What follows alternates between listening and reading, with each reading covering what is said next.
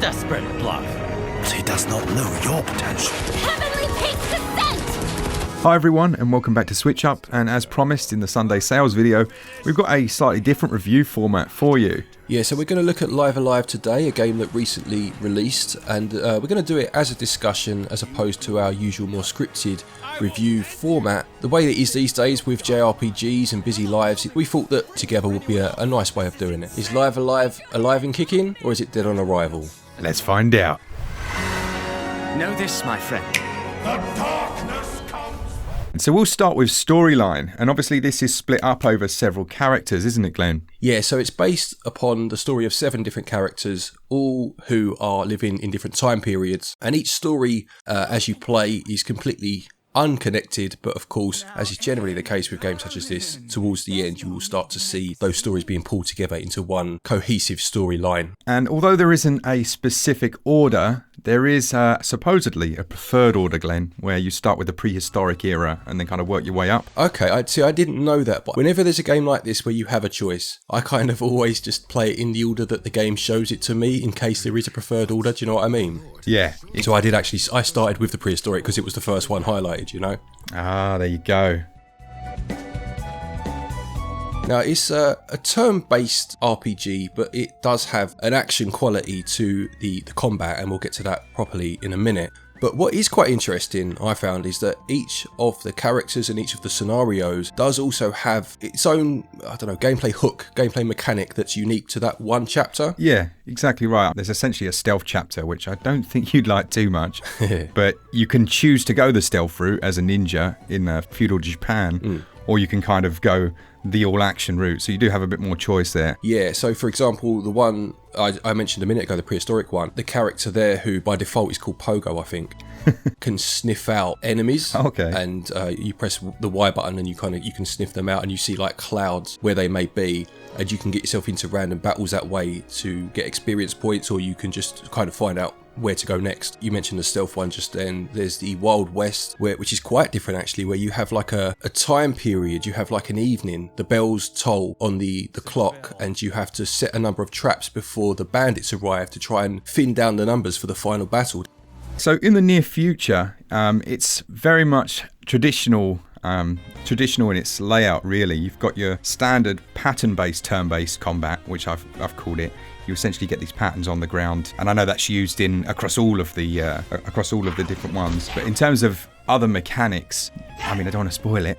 You eventually get to control a kaiju, and there's a little bit of stealth in there as well. This is one of the most traditional JRPG. You know, it's either turn-based combat or it's exposition. Yeah.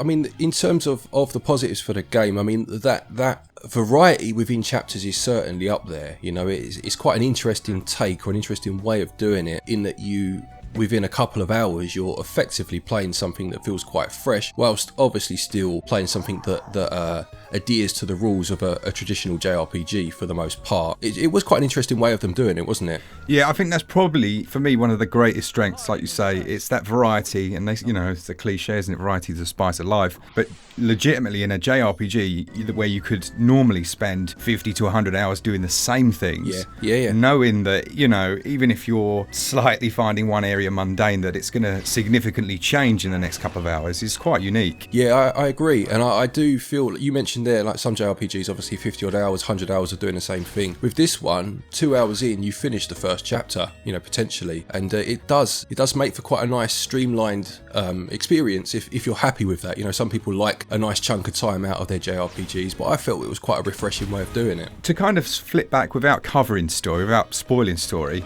I do think this game does kind of the adult crossover. This chapter that I've just done is pretty explicit in terms of language, but it's also they're very funny. Like I do find that they are actually genuinely quite funny at times. Yeah, I agree. Why in the hell someone put this here, of all places? That's just weird.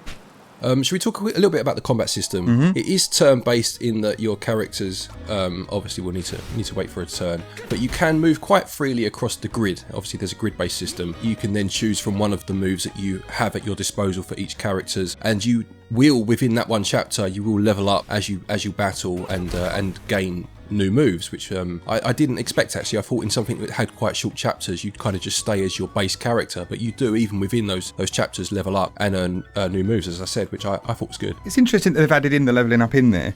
With the turn-based combat, there seems to be kind of a covert turn system, whereby with each move that you make, kind of a bar goes up on everyone, and then you might use up your turn just by taking 2 or 3 steps at times. Yes, it's not that obvious to the player, initially, but actually once you get to grips with it, it does make it a lot more tactical than at first meets the eye. Yeah, I agree. Because I actually, when I first started playing it, I kind of assumed that you had full range of movement as much as you wanted, and then once you used your move, your go was over. So I had a few turns where I used my move up, as you just said, move in, and then thought, oh no, so yeah, it's just something to be aware of. It could be quite ruthless, like you could. I was getting killed by enemies at times without even having a go, without even having my turn, and other times I was dispatching of them quite easily. And what I will say with this, because I think it's quite important, is that whilst there is an auto-save system, it is quite sporadic, or it is quite spread out as to when it will auto-save. You have to manually save, because you could lose, I beg your pardon, a big chunk of progress, dying on the most minute of enemies, a random battle, and lose a good chunk of your progress. So just be aware of that and make sure to save often. But I did enjoy the challenge when it came to the boss characters. They were quite strategic and they put up a good fight, and I did really enjoy that side of it. The one that I've just done, there was almost no challenge. The boss, you become so powerful that you can just annihilate everything. There's a point in the middle where there's a choice of stealth or not, and if you don't go the stealth route, it is very difficult. Like, it is. I actually restarted and thought, no, we'll just go stealth, it's easier. As far as difficulty goes, there's a bit of a mix across the chapters, Well, I'll give you a specific example. There was, in the prehistoric chapter, there was a part where you split up with your team, so it's just you, and there were 2 doors to go through. Now, it is waypointed which way to go, don't get me wrong, but I explored first. I wanted to see if there were any items in this other room, and I walked in and I was dropped straight into a battle. It wasn't even that I walked into the room and then could have avoided the battle. Like, as you go through the door, the battle starts, and there were 20 enemies on the grid and me. Wowzers. It's game over. Like, there's no way of winning, because you have to go back there later when you've reunited with your party. Now, like I say, if I'd have ignored the room and just followed the waypoint, fair enough. So you could say it's my fault. But in a game where you do have to manually save, that could have caused some serious grief if I hadn't have saved fairly recently, Yeah, so curiosity literally killed the cat. It did. It killed Pogo anyway, yeah. Now, my biggest negative that I'd found is that I do feel like it can be quite contrived at times. Now, there are times where, as we've mentioned, the waypoint system, and you are led along in terms of the map, and obviously your next marker destination being put on there, that's fine. But sometimes that it's used so heavily to tell a story that it can become a little grating. So again, for example, I had an instance where I had to follow it into a room. I went into the room, there was nothing in the room bar a haystack. So I kind of pressed on things to see if anything happened. I pressed the haystack, it kind of shifted a little bit, nothing happened. Waypoint moved, so it's now outside of the room, so I left the room. Showed me a quick cut scene of someone peeping their head out of the haystack. Had to wait for a loading screen to get out of that room. Waypoint was now back in the room, so I had to go back in the room. Little loading screen again. Press the haystack, the person dropped out. Like, it's just a bit too much with the storytelling. It's a little bit too contrived at times. I mean, I think it shows its age in that regard. I think the fact that they've remade the original, I'm guessing these are elements that they just thought, well, we have to keep it. Yes, I would say so. I would think so. And I'd absolutely agree. I mean, there's a point in one of the stories where, and you won't know what one it is, so it's hopefully not a spoiler, but a building's on fire, right? And you're sent inside with a waypoint, so you go into the building that's on fire, and then the waypoint system stops. It decides that no, this is a point where you need to manually find whatever you need to find. So you look around, and there's a good chance you're going to miss what you need to see. Right. You leave the building, and you go around the entire town thinking, well, hang on, this building's on fire. And it's odd that in that instance it lets you do that. All other times it would kind of stop me from leaving that building because, it was a bit odd, isn't it? You're not just going to walk off and go down the bar. Yeah. Which is literally what I did when the building was on fire, and then the characters that were in the bar didn't know anything about the fire. It was, like you say, it's contrived to a fault at times, and maybe that's just part of its history, and they've kind of had to stick with it. Yeah, it's a little inconsistent in terms of how hard it pushes you at some times and how much it leaves you to it at others. Yeah. Well, yeah, so I think that's a negative towards it. I did also find that in some chapters, and again, bearing in mind, this is quite a unique game in terms of the chapter system and how different they can be to a degree. Some chapters were quite heavy on random battles. You know, you had that classic, I only want to get across the way and I've got 4 battles to get there, and that always grates on me these days. But again, whilst it is a ground up remake, they have definitely left some of those old school elements in there. Yeah, and it's nice to see things still like being able to teleport out of combat if you want to, you know, quickly run away. That seemed quite consistent. I haven't played the original, obviously it didn't come out across in the West, but from what I've heard in terms of updates, things like in the combat system, the markers on the floor showing you exactly where your attacks will land is new. Oh, okay. And things like items twinkling when you enter a room to let you know, obviously, that they're a point of interest is new too. So it does look like they've added some bits, but I think they've kept it quite old school in terms of the the grander side of the game. So how do you feel about the control system then? Controls I felt were fine. They did the job well. The menu system took a little bit of getting used to, and this is not a criticism necessarily, it's just the way I found it, because generally in an RPG, when your menu system comes up, you have all of the actions you want to choose from there ready to choose from, if you know what I mean, whereas here you have your actions, your moves, and then you have to press X, I think it was, to bring up the menu for the other actions that you could perform, such as passing your go on to someone else or things like that. So it just took a little bit of getting used to. I think I've probably got, in terms of controls, maybe a couple more negatives. Like, yeah, overall, I think, I've enjoyed the experience, but with the controls, for example, I'm a big turn-based, tactical turn-based fan. And there are elements of that in the combat, but not having things like being able to speed up the enemy's moves. Yeah. Because there are times when it's very slow, you're just waiting, and I'm used to just tapping the R button or tapping RZ, and it speeds through their stuff and I can just crack on. Yeah, I found that with the storytelling as well. You could skip storytelling, but you couldn't speed it up. Sometimes you want to see what's going to play out, but you don't necessarily have to watch it at the speed they've intended. You can either watch it or you can't. There's no in between. All right then. So overall for me, with the gameplay and controls, I did enjoy it. I have very much enjoyed it. I think its biggest success is the variety that it offers players. And if you're kind of burnt out on JRPGs, especially as a parent and having not much time, it offers that experience, but in a more succinct package. In terms of negatives, I think we've said what we've said. It doesn't avoid some of the time wasting, in air quotes, traps that JRPGs can do, but I still really enjoyed its humour, and I thought it was just an enjoyable game to play. Yeah, I second that. To be honest, there's nothing I could really add to that. I think it's nice and succinct in some places, and then it does kind of, as you say, bloat itself out with some of its mechanics in others, but on the whole, it's definitely a very unique JRPG, which is nice to find these days. It won't fit. That takes us on to the usual, which would be visuals, audio and performance. So what did you think of this area? Well, I mean, obviously it uses the HD 2D look that Square Enix have become, or are becoming, quite well known for. It's something that they've adopted in a few of their games recently, and it works very well here. I loved, actually, it has like a diorama look to it in terms of the backgrounds. Some of the backgrounds especially look absolutely beautiful. Some of the foreground objects that you'll pass, a lot of the kind of panning or sweeping shots it does when it's introducing a new chapter, they really are quite impressive. And then you have the 2D sprites juxtaposed against that, which for me, I like it. Obviously it's a part of that style. Sometimes they look too superimposed on, but I don't think you can really avoid that. That's obviously the style. Whereas other times, to be fair, it looks absolutely wonderful, and it really does pull it off in a great way. But it's got that lovely vibrancy to it that you can't help but be impressed when you see it. I totally agree. I think, in terms of games, I think very often people can look at visuals, and when they don't have a scoring system that breaks things down, they can just look at that visual and go, that game's a masterpiece. In terms of the visuals of this, I think their artists are getting very close to almost perfecting. Like, this style is incredible. They've got this almost variable depth of field thing that they're doing, where there can be objects that wouldn't normally be blurred, but they're blurring it, and it looks amazing against the stark contrast of the character. And as far as I would never throw around the word masterpiece, really, but artistically speaking, they're getting very close to as good as it gets for a style. Yeah, absolutely. And yeah, it's a good point about the depth of field, because it is used incredibly well. It really is. There were some points you kind of play and you almost forget about the art for a moment because you're engrossed in what you're doing. But there were certain moments, I'm happy to admit, where you're dropped into a new area or the story progresses. And I did take a second to think, wow, that looks great.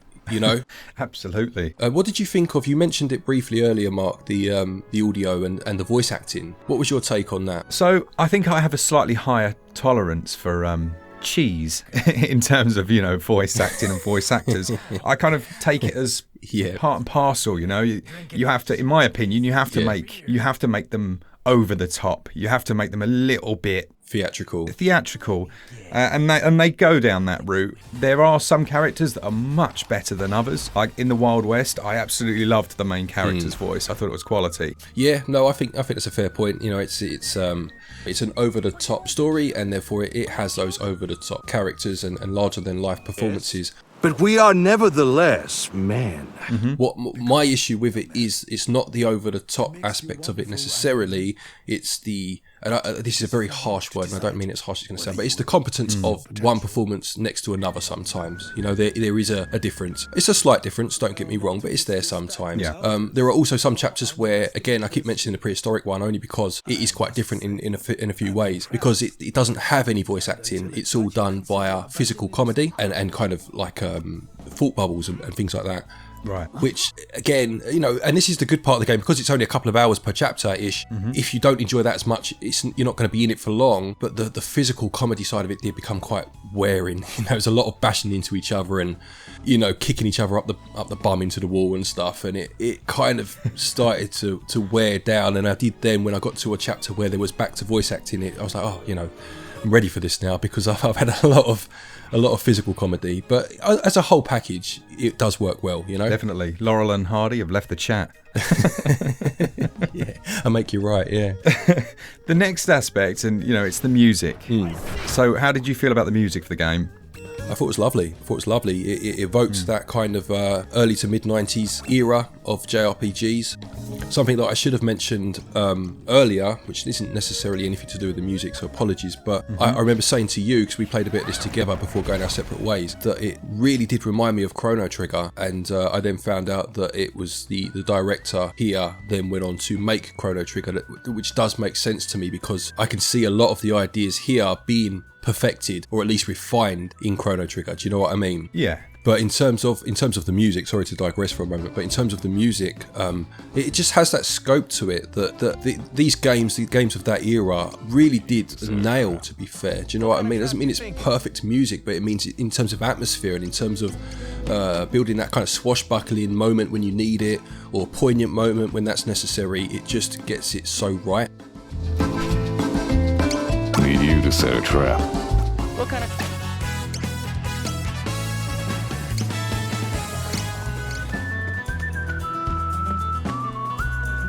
Yeah, I think I'd agree. Kind of just switching for a second to the voice acting as well. It's nice that they've got both English and Japanese. I know there's always that you should listen to it in Japanese, but to be honest, here I've gone for the English. But with the music, I do have kind of a minor gripe. It's a positive and a negative. The positive is, as you say, the audio loops, the musical loops are incredibly good. I love the fact that it adds to your jukebox after each person you've played. That's really cool. Yes. Yeah. Because it's a soundtrack that I think you would actually genuinely want to sit back and listen to. I did find that the number of tracks per scenario were potentially a little limited at times, because I'd hear the same one over and over, and maybe that's part of the design. I don't know. What do you think? I think it's a fair point. I never found it really affected me to the point that I even noticed, to be honest, but that doesn't mean it's not a fair critique of the game, Really? So, I mean, in terms of summing it up, I mean, the HD 2D style, beg your pardon, that Square Enix have got going on, for me, you mentioned too, it's just absolutely beautiful, and they really are, with every game, getting close to perfection in terms of what they want to achieve. And in terms of music and voice acting, it serves the game very well. You know, that doesn't mean that it will be to everyone's tastes all the time, but in terms of setting a scene, I think it does a very good, or both do a very good job. Yeah, I entirely agree. I can't add anything like before. That's exactly my thoughts as well. So let's look at the value then. So in terms of pricing, I believe it's £39.99, and of course we'll put the regional equivalents up on the screen now too. So for that money, I mean, you're getting a game hours wise, if that's the way, you know, you want to, the metric you want to use, that isn't as long as other games of this ilk, or of the era for that matter, but I do feel that I like the streamlined nature of it, and I do also appreciate how unique each chapter is, you know? Absolutely. I think to create a JRPG that manages to feel succinct is almost a feat in of itself. You've got that constant shift in gameplay as you switch between the chapters. You know there's always something new coming, and that for me is worth more than 100 hours of the same. Yeah, I couldn't agree more. I mean, I think sometimes, you know, and it's not a criticism, everyone's different in terms of what they want for their money, but how long does it take to finish is used a bit too religiously, you know, and I think sometimes it's about how much do you enjoy it whilst you're getting there, and I do feel that this one cuts out some of the fluff. It adds a little bit too, to be fair, but it does cut out some of the fluff and becomes quite succinct in doing so. And as long as you're not someone that has to have 50 hours minimum to enjoy a JRPG, then this is one that, you know, I would say you would enjoy. The fact that it's not $49.99, it is $39. You know, they've cut 20% off there. Maybe with that in mind, the fact that it's not as long as traditionals, and I think it's well worth that price. Yeah, I would agree. I think, and what I love too, this is, as someone that absolutely adored the Super Nintendo, there were so many games that we didn't receive in Europe at that time. Some that America didn't receive too, but many that they did and we didn't. And I'm loving this this new kind of approach of bringing over a lot of the Super Famicom games, especially these JRPGs that never came out over here originally, you know. Whether if it had been a straight port, I still would have been interested, but the fact it is one of these new remakes. So in summary then, I would say we have a game here that is very proud of its old school roots. It doesn't shy away from them, but it does at the same time bring a few quality of life features to the party. And in general, it was just quite a unique game then, and it stands to be quite a unique game still to this day. Yeah, totally agree. I think we've had a good chat. We've had a good discussion about scores, and overall we feel, a very, very good game, very enjoyable experience. As Glenn says, suffers a little bit in terms of having to stick, I guess, to the originals in some areas. But overall, it scores a very respectful switch-up score of 87%. So thank you very much for watching. I hope you enjoyed this slightly different format. We're not going to use it all the time, but you may well see it creep in with JRPGs just to help us get them reviewed, to be perfectly honest. Please do remember to leave a like if you did enjoy it. Just thanks to all of you. Let us know what you thought of the game. I'm sure most of you, or a lot of you, have played it by now. And just a thanks to our patrons for all things Switch all the time. Keep it Switch up. Cheers, guys. See ya! What is this place? I'd wager you're just as lost as I am. You are not like the phantoms that roam this cursed land. Want to team up? End this horror.